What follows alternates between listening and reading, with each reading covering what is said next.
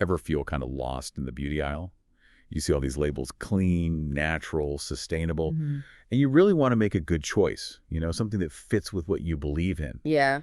But figuring out what's like real and what's just clever marketing, it feels almost impossible sometimes. Oh, absolutely. That feeling of uncertainty, it's really widespread. What our sources are highlighting is this big disconnect. Okay. We see that a huge number, like 80% of people globally, say sustainability is important when they're shopping for beauty stuff. Right. 80%. That's massive. It is. But here's the kicker. Mhm. Less than 30% actually trust the claims brands are making. Wow. Okay. So that's the gap. Exactly. This gap between what we say we care about and what we actually believe from the brands, this attitude action gap, that's really the core of what we're digging into today. Right. So for this deep dive, we've pulled together quite a bit of information to try and understand, what's really going on with transparency in the beauty world. Our goal is to figure out what's pushing this need for more openness and what solutions might be starting to pop up. Yeah, because there are definitely forces at work. We're seeing things like new rules, like in the EU, their digital product passport, Right, the DPP. growing worries about the environment, like biodiversity loss, and just,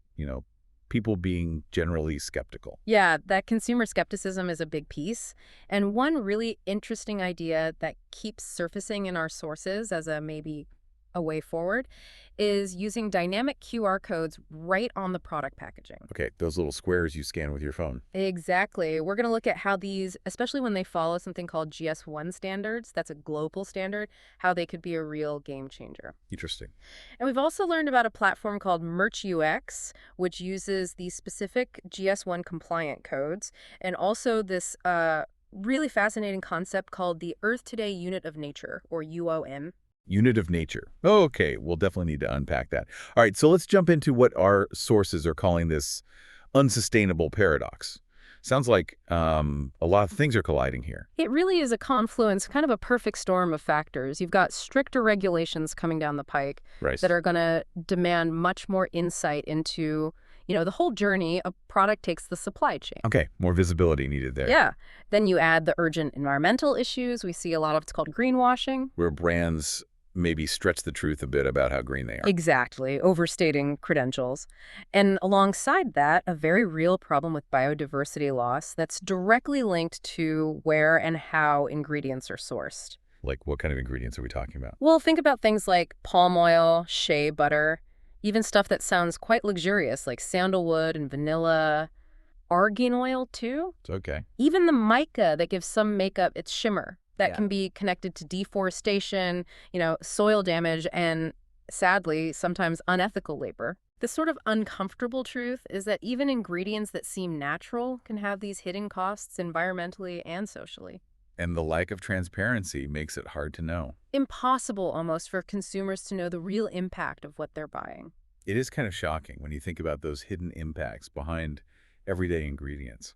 So what does this all mean for the companies, the brands, and for us, as shoppers? Well, for the brands, the stakes are getting pretty high. Not following these new rules can mean fines or even being blocked from selling in certain markets. Okay, serious consequences. Definitely. And beyond that, if they're caught greenwashing, misleading people, they risk losing customers and doing real damage to their reputation. Right, trust is hard to win back. Exactly. And for us, the consumers, it's just frustrating, isn't it? We want to make ethical choices, but it's hard when you can't easily find reliable info. Yeah. That attitude action gap really shows how tough it is for people to actually act on their values in this kind of environment. So how do we bridge this gap then? Our sources talk about verified transparency, and these dynamic QR codes seem like a big part of that, like turning a label into what do they call it, a living portal of trust. Yeah, I like that phrase, living portal of trust. And take MerchUX, for instance. They use these dynamic QR codes that follow GS1 standards. Okay, remind us what GS1 is again. Think of GS1 as the organization that manages those standard barcodes you see everywhere. They ensure every product has a unique global ID. Got it. Like the language of barcodes. Exactly. Now they're applying that to these advanced QR codes, ensuring the linked info is reliable and consistent worldwide. That GS1 compliant part is crucial. Why is that? because it means the codes meet international standards. The information is trustworthy, verifiable globally. It lets brands actually prove their sustainability claims. Okay, proof, not just promises. Meet those new regulations like the Digital Product Passport, and really importantly, trace ingredients right back to the source. And that helps with the biodiversity risks you mentioned. Vitally, that detailed tracking is essential for tackling those risks. So for us, when we're standing there with the product, what happens when we scan one of these codes? What do we actually see? Well, it potentially unlocks a whole world of information that wasn't easy to get before. You could see exactly where ingredients came from. Like the farm or the region? Potentially, yeah. Understand the product's environmental footprint, learn about the company's ethical practices. It moves beyond vague marketing words. It gives us actual data. Verified data right at your fingertips. Okay, now here's the million-dollar question, maybe. Hmm. Do we, as the people buying this stuff, actually care enough to bother scanning a QR code? That's a really fair question. What the sources show is that QR code use is already pretty common. A decent number of people report scanning them regularly, even daily. Okay, so people are scanning them in general. Yes. And when it comes to beauty products specifically, people are using them because they offer instant access to things they actually value. Like detailed ingredient lists, seeing what other people think in reviews, checking where ingredients came from, even verifying if a product is fake or accessing loyalty perks. Ah, okay, so it's not just curiosity. There's real utility there. Exactly. Customers see these QR codes as a bridge, connecting the physical thing they're holding with all this useful digital info. So it's about getting real value, not just, more information overload. Precisely. They can dive deeper into what they're putting on their skin or hair, maybe watch a quick tutorial, make sure it's the real deal. Yeah, authenticity is a big one, especially online. And really understand a brand's sustainability commitment. And all of that can definitely influence whether they buy it or not. If it leads to good reviews or proves authenticity. It builds trust, encourages the purchase. Look, we might not know the fancy terms like GS1 Digital Link or Digital Product Passport. Probably not, no. But we absolutely care about what those things enable, knowing our products are ethically sourced, sustainable, traceable. The benefits, not the jargon. Right. And with those new EU rules and industry shifts, like GS1's Sunrise 2027, which aims to phase out old barcodes, these advanced QR codes are just going to become more common. So the answer to will people scan seems to be. Yes, especially if there's a clear benefit. Detailed info, authenticity checks, loyalty rewards, real data on sustainability and ethics. You mentioned loyalty programs and rewards. How much difference does offering an incentive actually make in getting people to scan? Rewards can be a really powerful motivator. Our sources strongly suggest that if you give people a clear reason why they should scan, you see a significant jump in engagement and potentially conversion, whether they buy something. What kind of rewards? Think about loyalty points towards a future discount, maybe a special offer just for scanning, or access to exclusive content like tutorials or early product info. Okay. Brands using QR codes for these kinds of perks often report much higher interaction rates. We're seeing some real numbers here. Such as? Some connected packaging campaigns using QR codes have hit scan rates as high as 14%. That's pretty impressive compared to, say, typical online ad engagement. Yeah, that's not bad at all. And if you use a QR code to get someone to download an app and offer a reward, success rates can be even higher, sometimes way higher. Any specific brand examples? Clinique, for one, noticed that customers who engage with their QR code experiences, including rewards, are like 2.5 times more likely to buy something. Wow. And they tend to spend about 30% more overall. Okay, so the rewards really create a clear value proposition for the customer. Definitely. Makes them more willing to take that extra second to scan. And because the QR codes make redeeming the reward pretty easy, it encourages more people to join in. And you mentioned these codes are often dynamic. Right. Which means brands can even potentially personalize the rewards over time, making them more appealing. So what's key for brands doing this? A clear call to action scan for 10% off, whatever. A really smooth, simple process to get the reward. And tracking what works so they can optimize it. Right, makes sense. Give people a good reason, make it easy. Okay, so how common are these more advanced QR codes? The ones with GS1 Digital Link and the Digital Product Passports? How much are we seeing them in beauty right now? We're definitely seeing more and more, but you could say it's still relatively early days for, like, universal adoption. Okay. As we said, these technologies connect the physical product to digital info using unique global IDs in a standard way. Super important for traceability and meeting regulations. And loads of businesses already use GS1 for regular barcodes, right? Exactly. Globally, millions are eligible to use these newer GS1 digital link QR codes, so the foundation is there. And in the beauty world specifically, are the big names jumping on board? We are seeing leaders like L'Oreal, Clinique, ISDN, Vaseline, Natru starting to use QR codes, and some are using the advanced GS1 digital link. Why? What are they using them for? To better track products, meet those regulatory needs we talked about, and connect more directly with customers, share that extra info. But it's not everyone yet. No, a lot of brands are still in the testing and learning phase, you could say. We expect a much bigger shift as we get closer to that 2027 GS1 sunrise deadline. That's when the old barcodes start getting phased out. Right. That's a big driver. And the digital product passports, the DPPs, how common are those? The DPPs are definitely being piloted, especially by brands responding to the EU's big push on sustainability. So more in Europe for now. Primarily, yeah. We're seeing increasing adoption in beauty, but it's not universal yet. But given the regulations, we anticipate DPPs becoming much more standard, especially for products sold in Europe. Feels like we're on the verge of a bigger change then.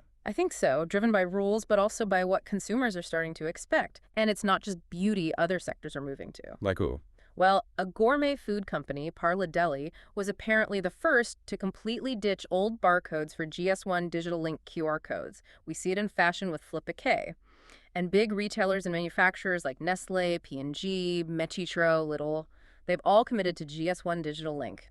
Okay, so the momentum is building across industries. Yeah, and as we said, L'Oreal, Clinique are already active. So looking ahead to, say, 2025, we'll probably see hundreds of major brands globally using GS1 digital link QR codes, and that number is likely growing fast. And DPPs. Smaller numbers initially for DPPs, maybe dozens to hundreds, mainly European or multinational brands, but expect significant growth there too. Okay, let's zoom in on specific types of beauty shoppers.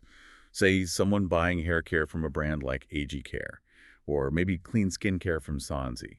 What's really driving their purchase decisions? Right. People buying from those kinds of brands tend to be pretty informed, and they really care about the details, ingredient safety and transparency. That's usually top of the list. Knowing what's in it, avoiding certain chemicals. Exactly.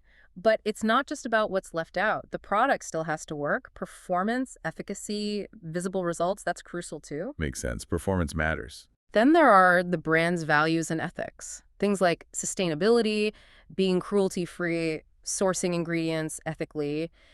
These are major considerations, not just afterthoughts. So the how matters as much as the what. Absolutely. Sustainability itself, eco-friendly packaging, responsible sourcing, often a must-have. They also tend to prefer clean, maybe minimalist formulations, especially in skincare. Less is more sometimes. And personalization is appealing. Plus, what other people say, social proof, recommendations from trusted sources, that definitely plays a role. Okay. Are there differences between, say, what hair care shoppers want versus skincare shoppers in this space? Yeah, some nuances. For hair care, they might look for clean, vegan, cruelty-free formulas that still deliver professional-level results for specific concerns.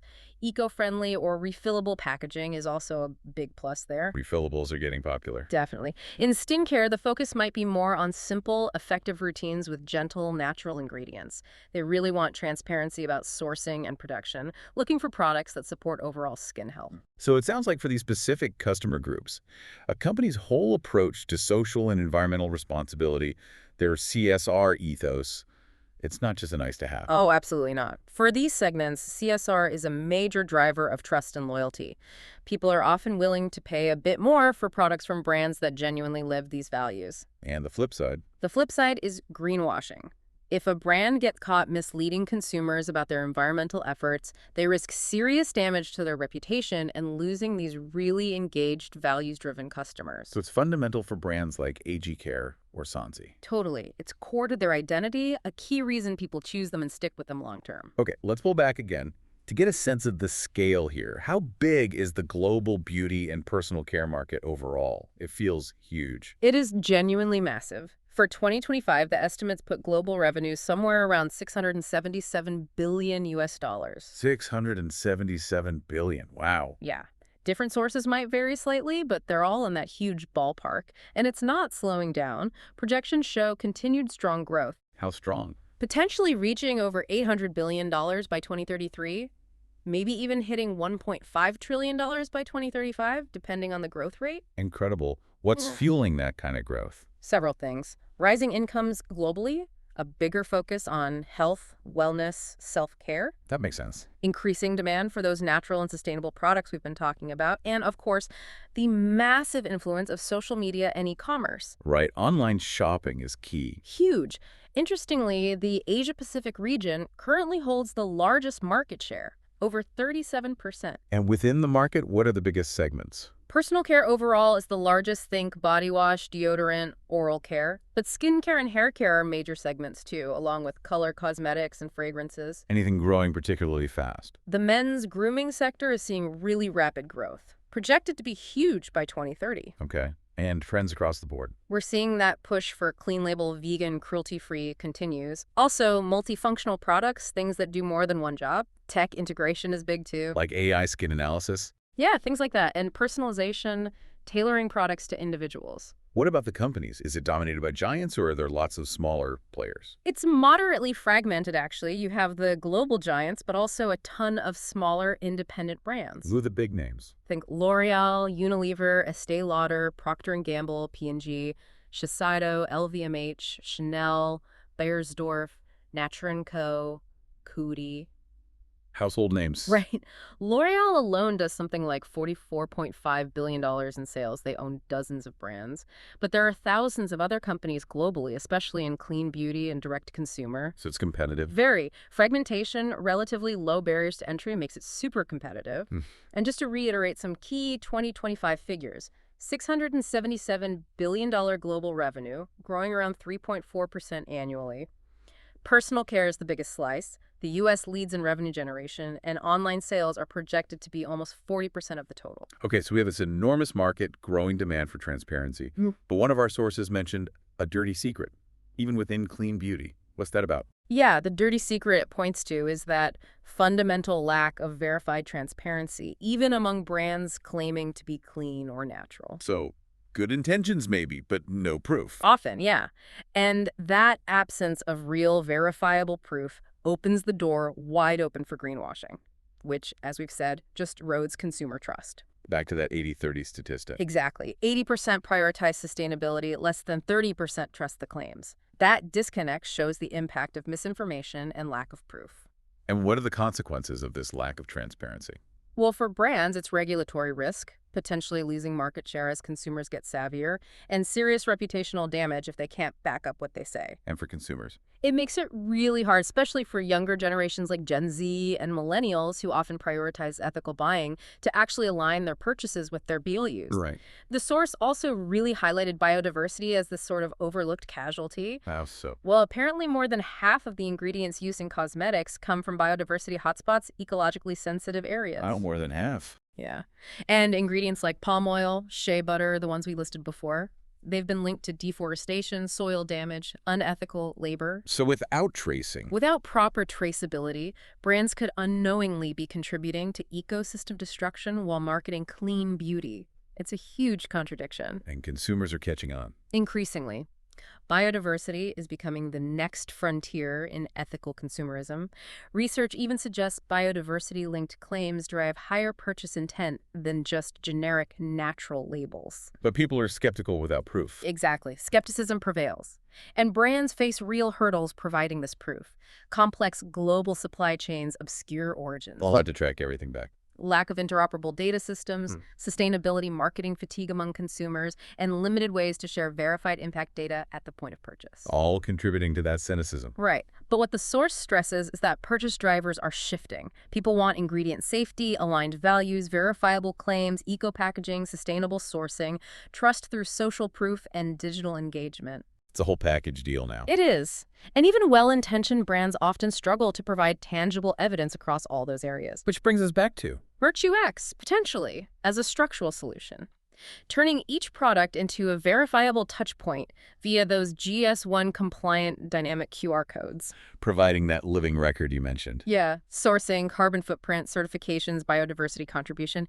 And the really unique part is rewarding consumers with tangible planetary protection through that unit of nature, or UON, concept with Earth Today. Okay, tell us more about the UON. The idea is 1 square meter of protected land is linked to a verified scan. Consumers can actually track this, share it. It's not just messaging, it's real, verifiable ecological protection. So buying a product could directly help protect land. That's the concept. Moving from just supporting a brand story to funding actual measurable conservation. It creates this win-win-win. Also, Brands win through compliance, deeper trust, differentiation via transparency.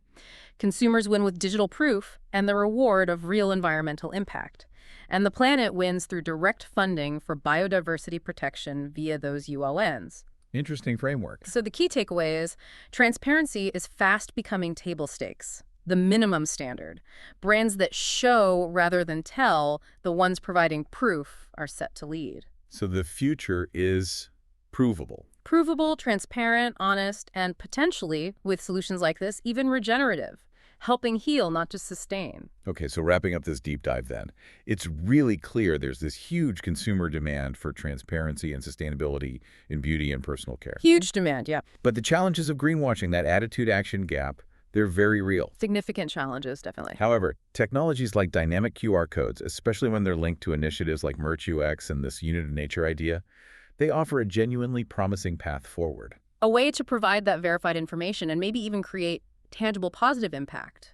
It's crucial to understand all these forces at play. The regulations, the consumer shifts, the environmental urgency. Absolutely. And how technology, when it's used thoughtfully, can be a really powerful tool for positive change in this industry. So a final thought maybe for everyone listening. Yeah. Think about the products you use every single day. Your shampoo, your moisturizer. Mm-hmm. What if you could instantly scan and see their true impact? And what if every time you bought something, it actually contributed directly to protecting a piece of the planet? What questions would you start asking brands then? Exactly. We'd really encourage you to seek out those brands that are making transparency a priority and to look for that verifiable proof behind the claims they make.